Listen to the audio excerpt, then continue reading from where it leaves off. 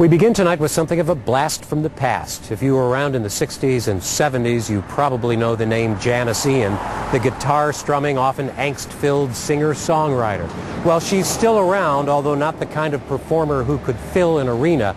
But really, for her fans, that's probably one of the last places you'd want to hear her perform. And to hear her talk, she's just fine with it as well.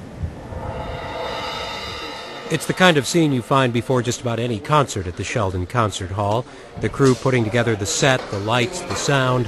Almost unnoticeable is a tiny woman sitting in the midst of it all, restringing a guitar. This is Janis Ian, writer, singer, performer, who is also a part of music and social history. Come to my door. She was a teenaged folk singer in the 1960s when her song Society's Child, about an interracial teen romance, became a national and somewhat controversial hit.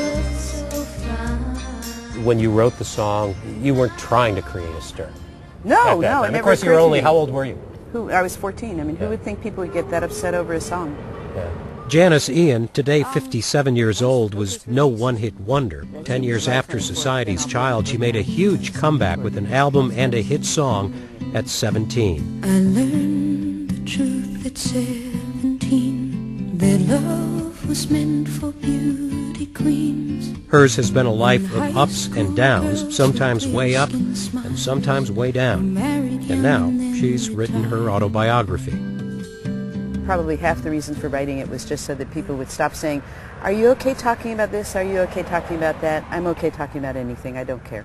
Right, and this is how old are you in this photograph? I think I'm 24 in that picture there. So you're already an old pro in the business at that point. Yeah, I started, I made my first record at 14, had my first hit at 15, wrote my first song at 12.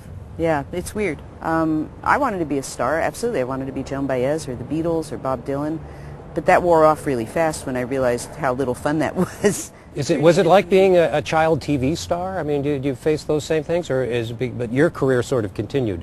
A lot of child TV stars, they end, but you just kept going. I think it's different with someone like me because I started as a writer, and I always thought of myself as a writer. So the performing and the hoopla were just incidental to that. I mean, it's not to say that the performing and the hoopla aren't great fun, but at the end of the day, writing is a pretty solitary profession. Janis Ian's St. Louis concert was taped for a June 27th broadcast as part of Channel 9's Live from Grand Center series, so the rehearsal and sound checks were a little more involved.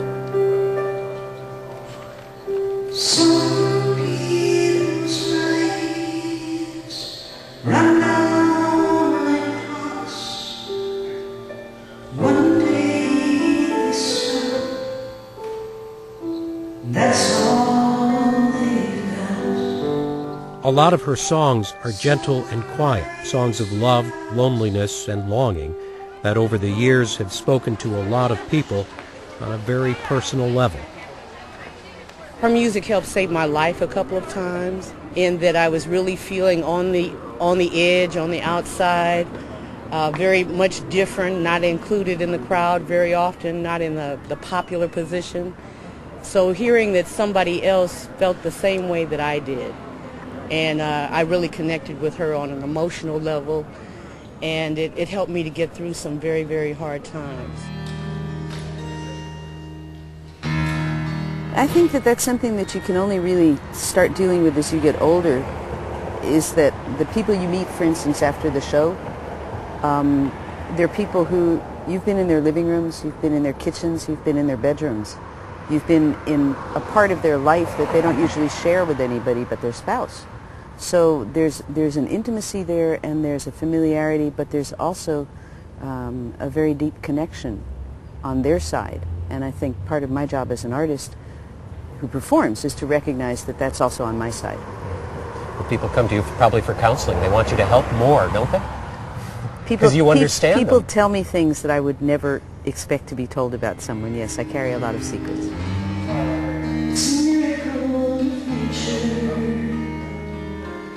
Just to be alive tonight.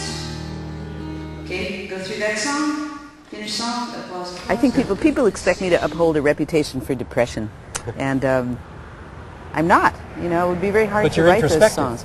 I'm introspective. That's a good way to look at it. I think a lot, and I think about things a lot and about people a lot. I always put myself in other people's place, or I try to, and I think that also lends a certain, not moroseness, but just depth to my work. In some ways, she's what she was when she was a young girl before the hit record. She is still a writer of poetry and songs, and occasionally now science fiction. In terms of success and stardom and sales, well, you wouldn't call her a pop star. It's questionable to me whether I would even want that kind of living now, because nowadays, to earn that kind of living, you have to live with bodyguards, and you have to live with stealth, and you have to live with paparazzi, and it's just, it's not a life I want. I mean, I think this is great. You know, I get a free trip to St. Louis. I get to sing for 600 people. Everybody goes home happy. Yeah, really, I lead a pretty good life. I really do.